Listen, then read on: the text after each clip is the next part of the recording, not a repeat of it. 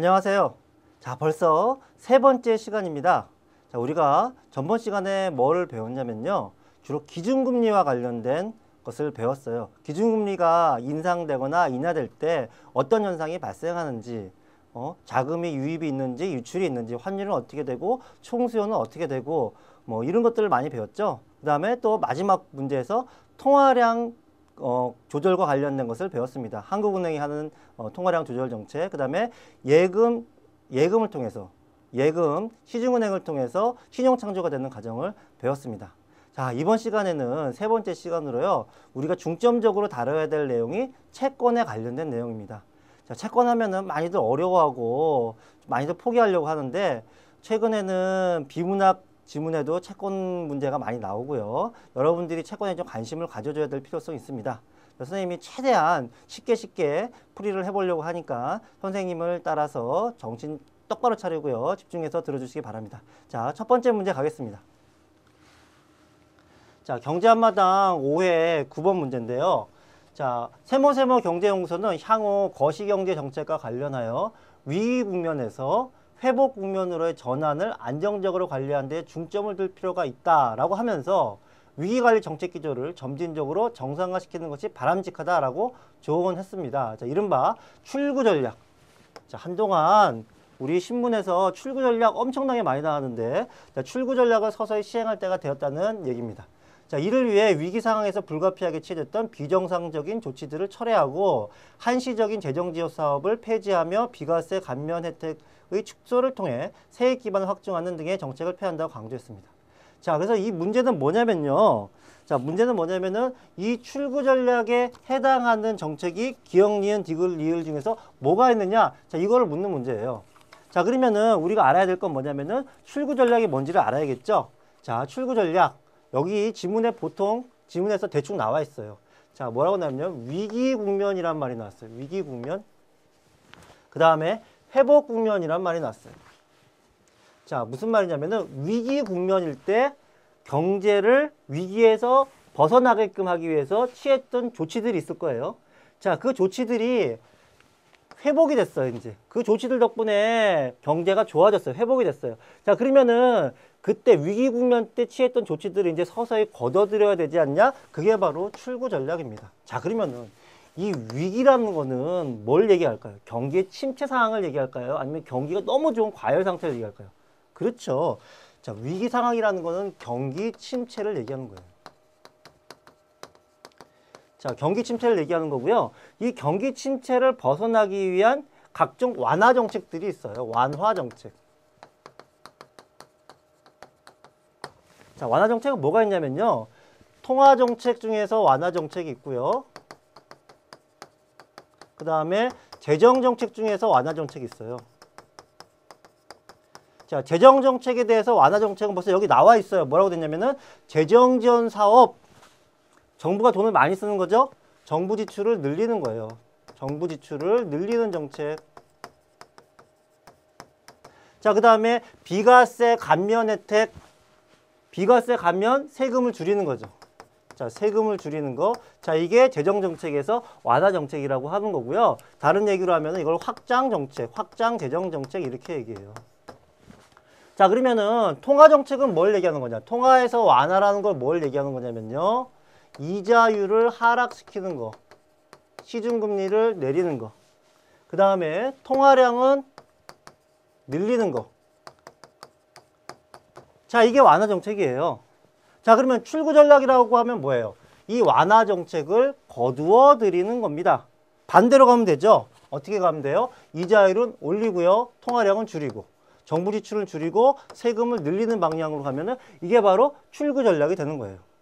자, 그럼 보기를 볼까요? 자, 보기. 기준금리 인상. 자, 기준금리를 인상하면은 이게 완화 정책이에요? 긴축 정책이에요? 긴축으로 가는 거죠? 자, 그러면 출구 전략 해당이 되겠네요. 그렇죠? 기준금리가 너무 낮아서 시중에 너무 많은 돈이 풀렸으니까 이 돈을 이제 환수하고자 기준금리 인상하는 거죠. 자, 그 다음에 요거 이렇게 좀 지워줍시다. 자, 한국은행 총액 대출 한도를 확대한다.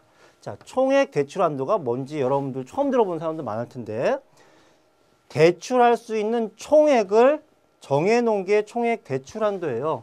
누가 정해놨냐? 한국은행이. 한국은행이 대출을 누구에게 해주냐면은 시중금융기관에 해주는 거예요. 주로 은행이겠죠. 자, 은행들이 한국은행으로부터 빌려갈 수 있는 대출의 총액을 확대했어요. 그 얘기는 무슨 말이에요? 은행들아, 한국은행에서 돈 좀 많이 가져가라, 많이 빌려가라, 그런 뜻이에요. 그죠? 그러면은 은행들은 돈을 빌려가서 뭐 하라는 거예요? 기업들에게 또 대출하라는 얘기죠? 결국은 한국은행이 뭐 하라는 얘기입니까? 기업들에게 대출 좀 많이 해줘라, 그런 뜻이에요. 자, 그럼 왜 그런 조치를 하겠어요? 기업들의 자금 상황이 풍족해서? 아니면 기업들의 자금 상황이 안 좋아서? 그렇겠죠. 안 좋아서 그런 거예요. 기업들의 자금 상황은 언제 안 좋아져요? 경기가 좋을 때, 나쁠 때? 주로 나쁠 때죠. 자, 그러면 답이 나왔죠? 한국은행이 총액 대출 한도를 확대하라는 얘기는 무슨 말이에요? 경기가 침체돼서 기업의 자금 상황이 압박을 느끼니까 그걸 완화해 주기 위해서 하는 조치죠? 언제 하는 거예요? 경기 침체기에 하는 거죠. 그죠? 자, 이거는 경기 침체기에 하는 완화 정책이라고 볼 수 있어요. 자, 완화 정책.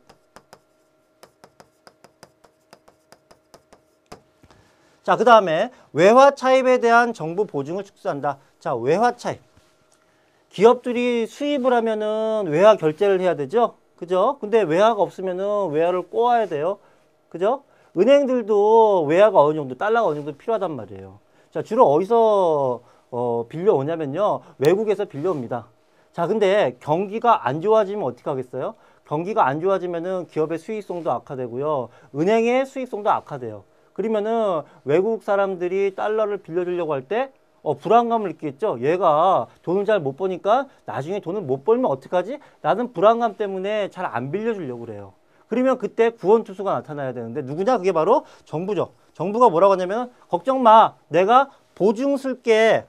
만약에 은행이나 기업들이 외화를 안 갚으면은 내가 대신 갚아주게, 이런 게 정부 보증이잖아요. 그죠? 정부가 보증을 확대할 때가 축소할 때가 있는데 언제 보증을 확대하겠냐? 그렇죠. 기업의 수익성이나 은행의 수익성이 안 좋을 때죠. 그때 언제예요? 경기 침체기 하겠죠.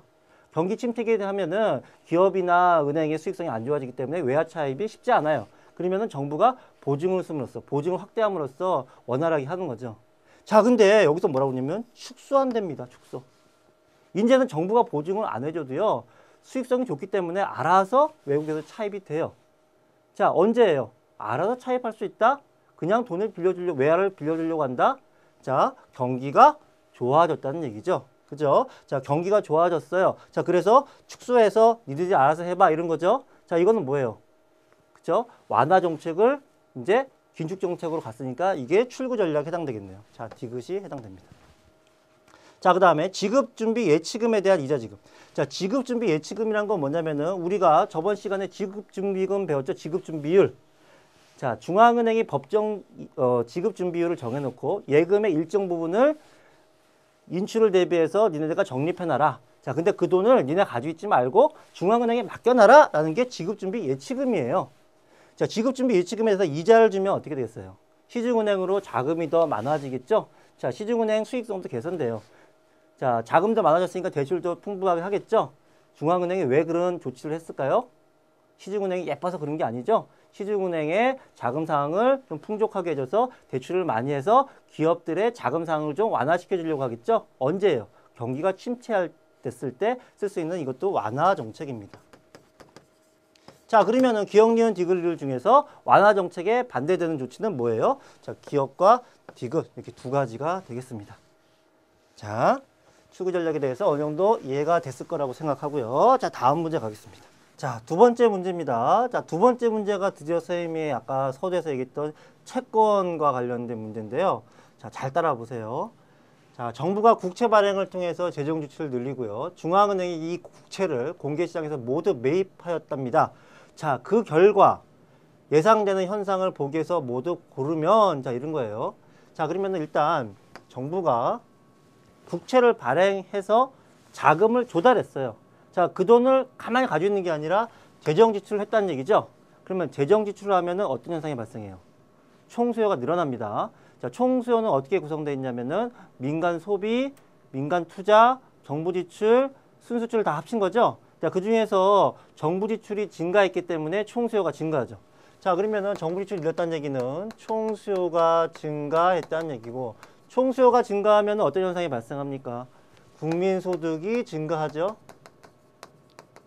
자, 국민소득이 증가하면서 고용 상태가 개선돼요. 그죠? 고용 상태가 개선되고요. 자, 물가는 어떻게 될까요? 상승하죠. 자, 그래서 이 재정지출과 관련된 거는 어느 정도 해소가 됐는데, 자, 문제는 요거 국채 발행, 그 다음에 국채를 공개시장에서 매입, 자, 요런 거예요. 자, 그래서 우리가 봐야 됩니다. 뭘 보고 가야 되냐면은 채권에 대해서 알아보고 가야 돼요. 자, 채권은 영어로 본드라고 하기도 해요. 본드. 하기도 하는 게 아니라 채권이라 본드라고 하죠. 그죠? 자, 채권을 한번 하나씩 볼게요. 채권은 뭐냐? 뭐 간단해요. 돈을 빌렸을 때 발행하는 차용 증서예요.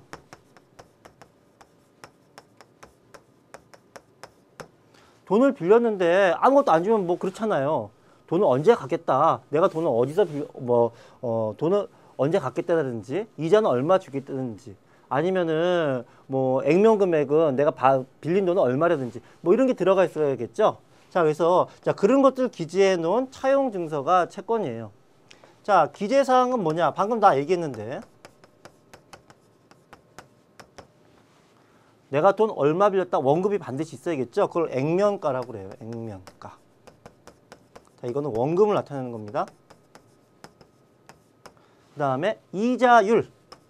자, 이자는 얼마 줄 거냐? 자, 요거를 뭐라고 하냐면요. 표면금리라고 얘기를 해요. 표면금리. 채권 그 표면에 있는 이자율이다 이렇게 해서. 표면금리. 좀 이따 다시 한번 얘기할 수가 있어요. 자, 표면금리, 그 다음에 상환일, 만기일 있어야겠죠. 자, 그 외에도 뭐 여러 가지 써야 돼요. 뭐, 금리는 어떻게 줄 거냐? 6개월에 한 번씩 줄 거냐? 3개월에 한 번씩 줄 거냐? 1년 단위로 줄 거냐? 그 다음에 달리로 줄 거냐? 복리로 줄 거냐? 뭐 이렇게 여러 가지 복잡한 내용이 써 있는데, 우리 지금 고등학교 수준에서는 요 정도만 알면 될 것 같아요. 기재사항. 자, 기타 있다는 거 정도만 알면 되고요. 자, 세 번째. 채권 가격은 어떻게 결정되느냐? 자, 환율은 어떻게 결정됐어요? 환율은 외화의 수요와 외화의 공급, 달러의 수요와 달러의 공급에 의해서 환율이 결정됐죠. 1달러는 1,000원, 1달러는 1,200원 이렇게. 자, 채권도 마찬가지예요. 채권 가격은 채권의 수요와 채권의 공급에 의해서 결정이 됩니다. 채권의 수요가 채권의 공급보다 더 크면은 어떻게 되냐? 채권 가격이 올라가요. 채권의 수요보다 채권의 공급이 더 크면 어떻게 돼요? 채권 가격은 떨어져요. 이거는 뭐 여러분들 전혀 어렵지 않죠? 자, 근데 이제 진짜 여러분들이 이제 봐야 될 건 뭐냐면은 자, 채권 가격만 나오면 참 쉬운데 자, 채권 가격만 나오지 않아요.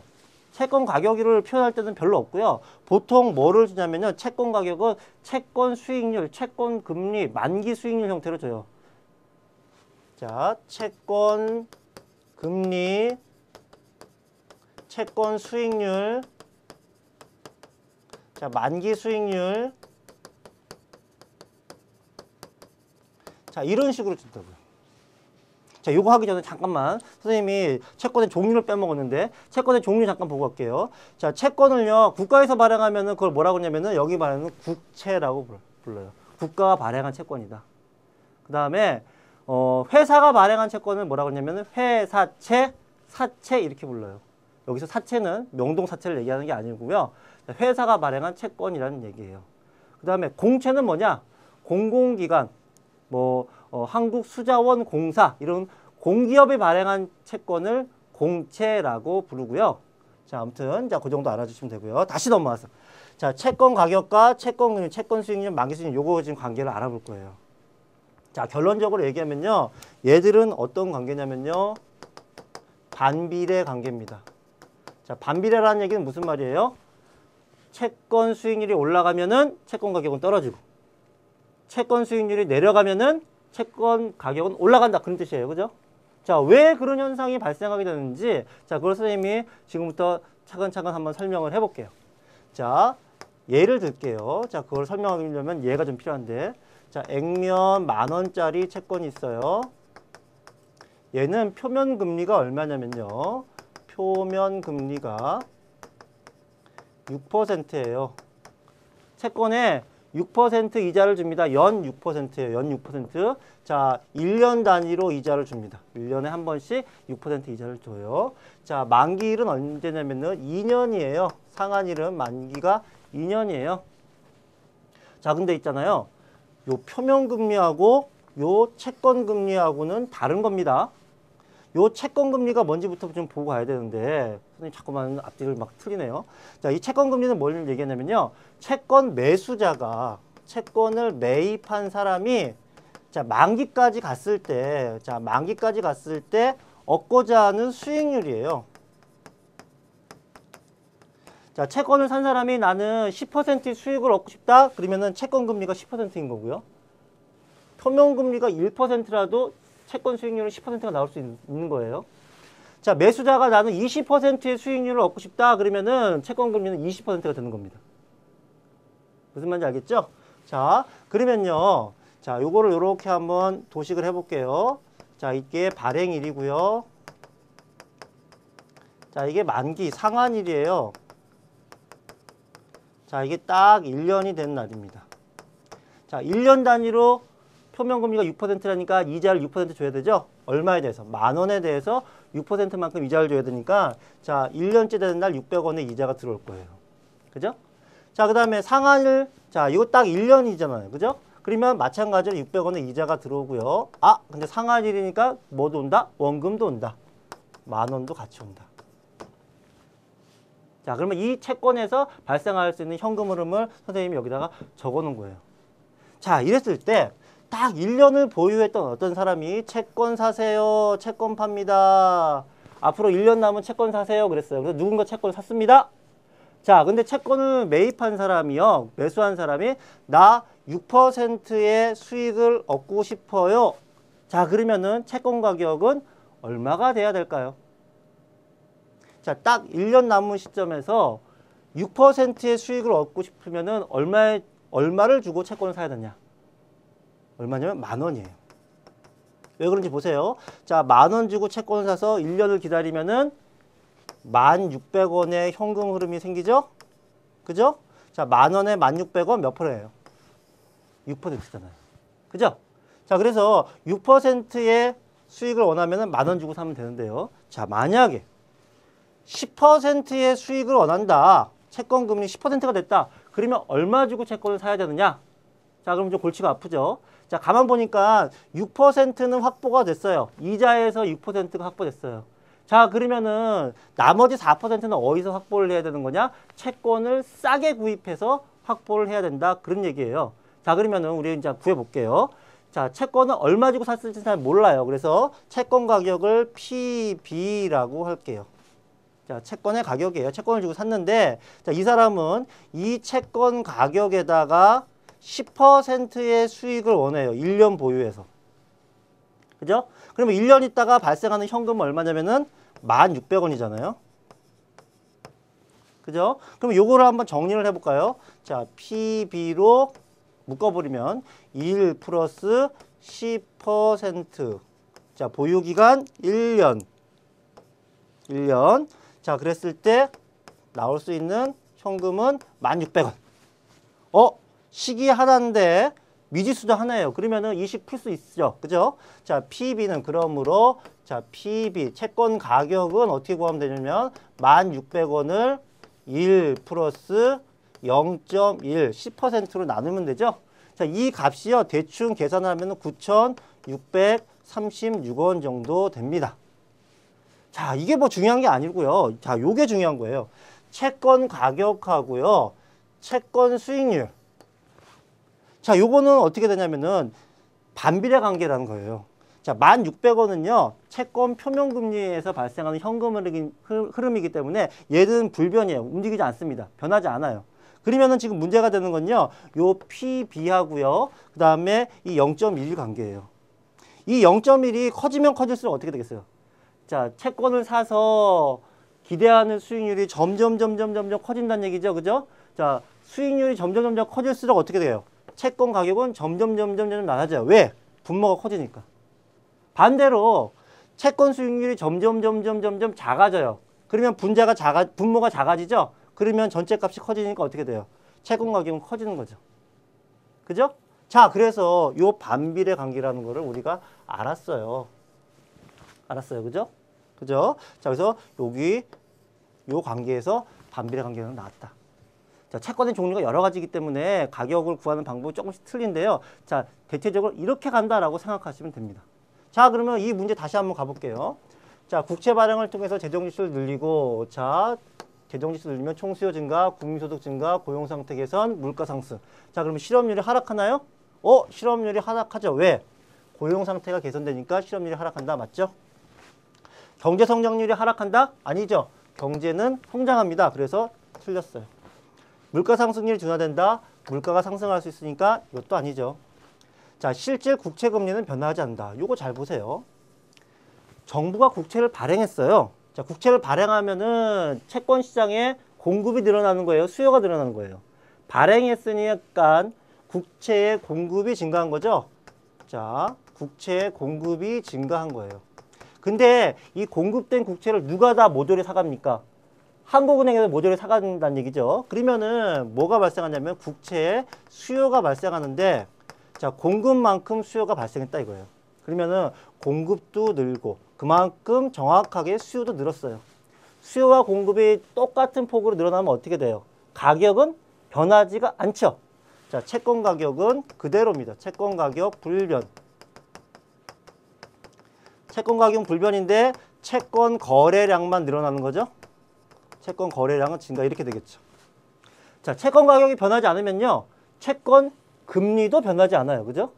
그죠? 양자 간의 관계가 반비례 관계니까 자, 채권 가격이 그대로면 채권 금리도 변하지 않아요. 그러니까 실질 채권 금리는 변하지 않는다. 이것도 맞네요. 자, 그러면 답이 기업과 리을.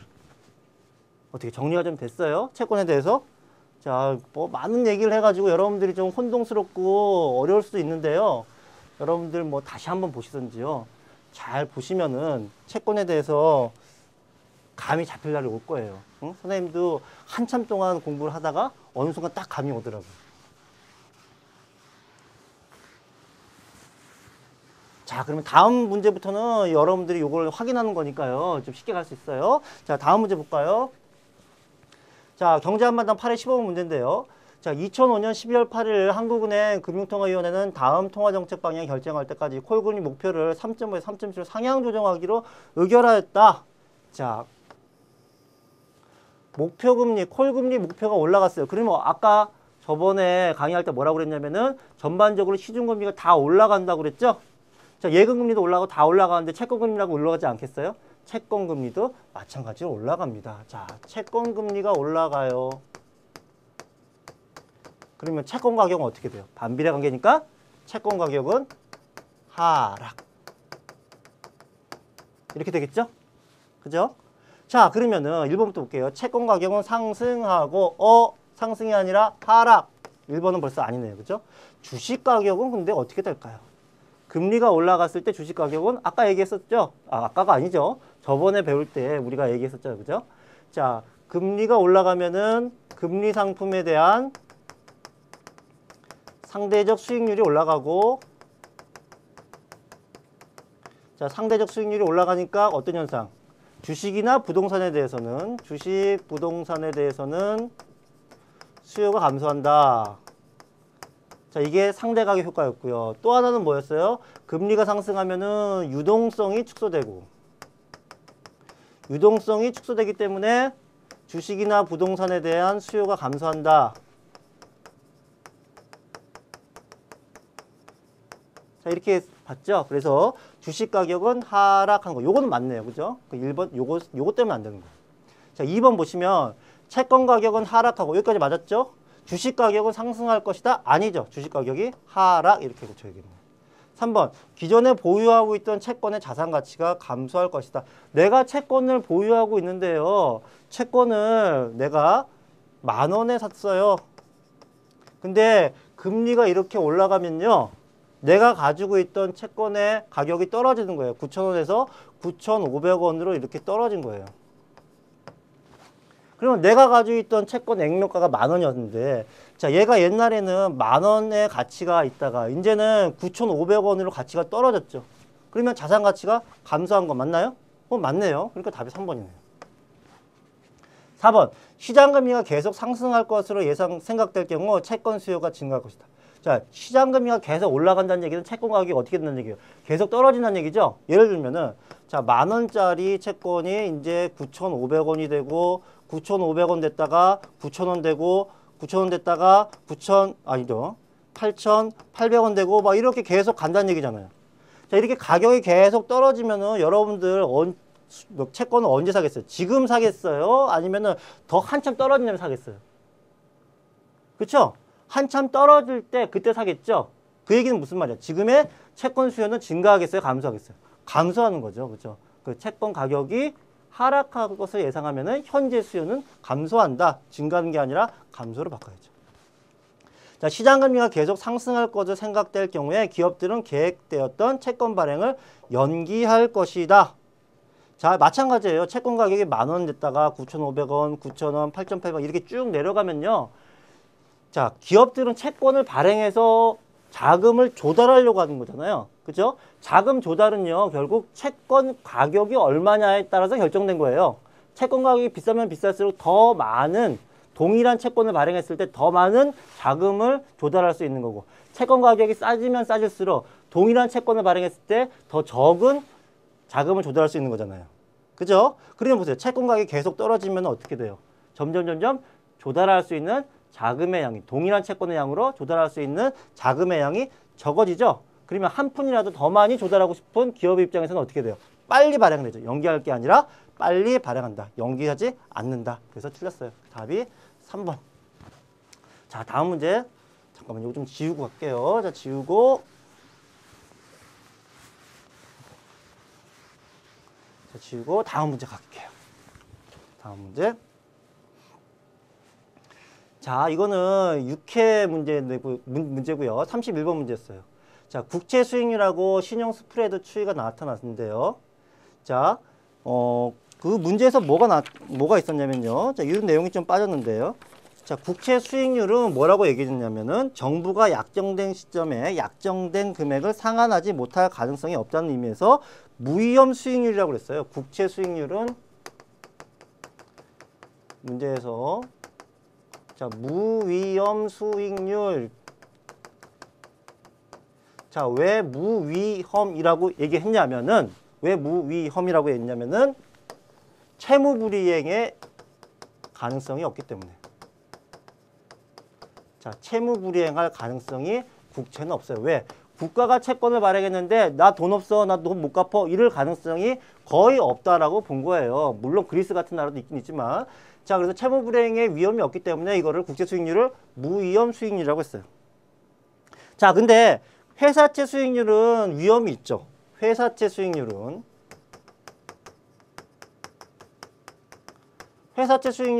위험이 있어요. 기업들이 부도가 나면은 돈을 못 갚거든요.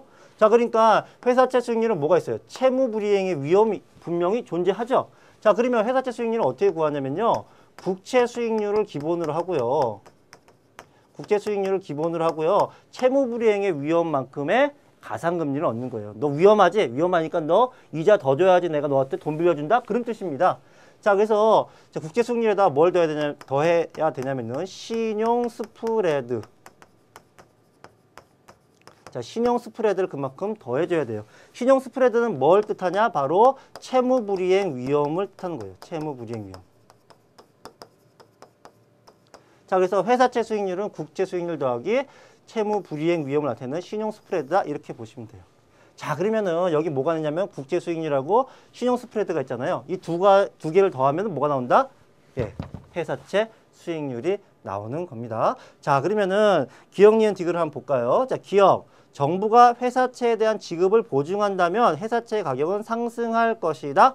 자, 정부가 회사채에 대해서 보증을 해줘요. 보증한다는 얘기는 무슨 말이냐면은 자, A라는 회사가 있는데 채권을 발행해서 자금을 조달했어요. 근데 A라는 회사가 부도가 나서 만약에 상환을 못하게 되면 정부가 대신 갚겠다. 자, 그런 거에 보증이잖아요. 그죠? 자, 그러면은 어떻게 할까요? 그 회사의 채무불이행 위험이 급격히 줄어들겠죠? 자, 신용 스프레드가 어떻게 될까요? 거의 0에 가까워지겠죠? 자, 그러면은 얘는 국채 수익률로 수렴될 테고요. 국채 수익률은 상당히 어떻게 돼요? 국제 수익률은 회사채 수익률보다 낮죠. 자, 국제 수익률이 회사채 수익률보다 낮기 때문에 회사채 채권의 수익률이 낮다는 얘기는 채권 가격이 올라간다 그런 뜻이죠. 자, 그러니까 채권 가격은 상승할 것이다. 맞네요.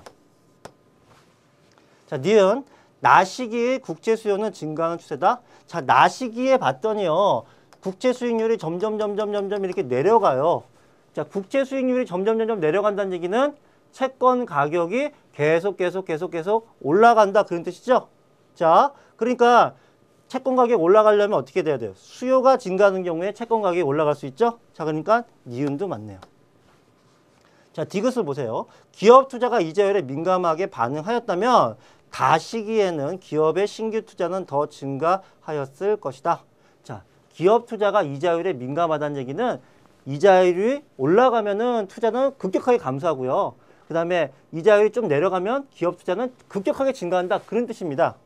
자, 그러면은 디귿 기간에, 다 기간에 과연 회사채 수익률은 어떻게 되느냐, 올라가느냐, 내려가느냐, 그게 관건인 거죠. 자, 이 가시기를 보시면요. 가시기를 보시면 1.6 스프레드가 1.6이고요.